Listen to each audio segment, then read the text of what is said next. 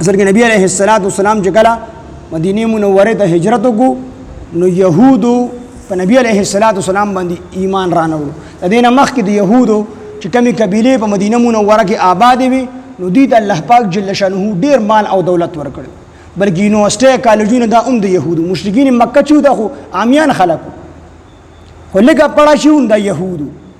یونیورسټي کالجونه په هغه دور کې چې کوم دغه د تعلیم دپاره کېدو نو هغه سیزونه د دیو په ځمکو باندې هم د دې قبضه، مال او دولت هم د دې سره ډېرو، مخاورز هم دا خلکو.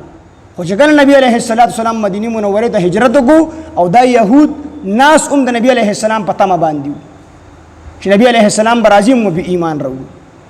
خو وروسته بیا د بغض او د حسد د وجې نه په نبی علیه السلام باندې ایمان را نه وړو نو الله رب العزت په دې باندې غریبي راوستله. نو بیا نبی علیه السلام دا آیات مبارک تلاوت کو چې من یقرض الله قرضا حسنا، څوک به الله ته قرض ورکړي. قرض مطلب خدا نه دی چې الله لاچاره دی یا الله غریب دی. نو دې ظالمانو سوي دی وی ید الله مغلوله، لاس ته الله تړلی شوی. څه مطلب؟ یعنی الله بخیل شوی دی العیاذ بالله چې موږ ته وایي چې موږ له قرض راکړئ. دا خبر دی د خندنی په طور باندې کول، حالانکه دې ته هم پته چې الله باندې غربت نه راځي، الله د ټولو خبرونه پاک دی. مغلوله د الله د اسټ سره تړلی شوی.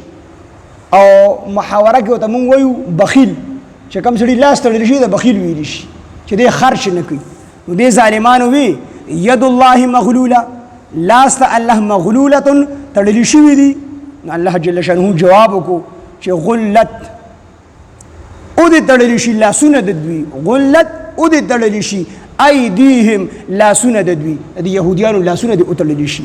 ولعنو او لعنت وکړې شو په دې یهودیانو باندې بما په سبب د هغه قالو چې دوی وویل، په سبب د هغه خبرې قالو چې دوی وویل. دې دا خبره وکړله چې ید الله مغلوله، د الله لاس تړلی شوی دی العیاذ بالله، الله پاک چې کوم دی بخیل شوی دی. نو الله جواب ورکړو چې الله بخیل شوی نه دی بلکې تاسو بخیلان یې، تاسو بخل کوئ. ولعنو او لعنت وکړې شو په دوی باندې بما په سبب د هغې خبرې، په سبب د هغه څه قالو چې دوی وویل. دوی چې کومه خبره وکړه چې ید الله مغلوله، د دې وجې نه په یهودو باندې لعنت وکړلی شو، څه قتل شو، څه جلا وطن کړی شو په دنیا کې، او په آخرت کې به چې کوم دی همیشه به جهنم کې پاتې کېږي. دنیا کې هم عذاب او آخرت کې هم عذاب. الله جواب کوي بل یداه، بلکې دواړه لاسونه د الله مبسوطتان کولو دی پراخ دی. یعنی الله بخیل نه دی العیاذ بالله، د الله دواړه لاسونه کولو مطلب دا چې الله سخی دی، الله غنی دی. د الله د لاسونو نه مراد دې ته موږ وایو حروف متشابهات. متشابهات دا چې دې په معنا باندې الله پوهیږي. موږ صرف دومره ویلی شو چې څنګه د الله د ذات سره ښیي. قرآن مجید کې د الله لاس ذکر شوی دی، پنډۍ ذکر شوی ده، مخ ذکر شوی دی. نو موږ وایو چې د دې په معنا الله پوهیږي، یا څنګه چې د الله د شان سره ښیي د الله داسې لاسونه دي. خو یو سړی دا تعبیر وکړي چې داسې لاسونه لکه د انسان د لاسونو په شان، په دې انسان کافر کېږي. د الله مثل او مثال نشته چې موږ تاسو ته پیش کړو.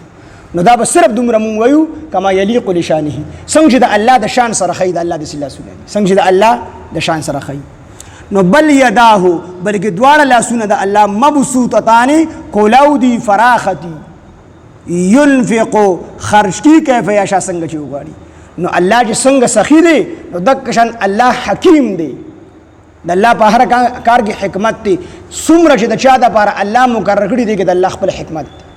الله شوم نه دی العیاذ بالله بلکې الله سخی دی، خو د سخاوت سره الله پاک حکیم هم دی. څومره چې د چا دپاره بس وي، څومره چې د چا دپاره ښه وي، هغه عمره رزق الله پاک ورکړي. په یهودو باندې خو د دې وجې نه تنګسیا راوستله چې دوی د نبي علیه السلام د نبی علیه السلام نه مخ واړه، په هغه باندې ایمان رانوړو. نو الله پاک چې کوم دی په قات کې او دغه رنګې په غریبۍ کې مبتلا کړل. نو کو دوی دغه علت خپل ځان نه لرې کړي، الله بوله بیا پراخ. نو په دې چې کومه غریبي راوستې وه نو الله حکیم ذات دی، په هر کار کې د الله خپل حکمت دي. د هغې کې د الله چې کوم دی لوی حکمت دا و چې دوی په نبي علیه السلام باندې ایمان رانوړو نو الله پې غریبي راوستله.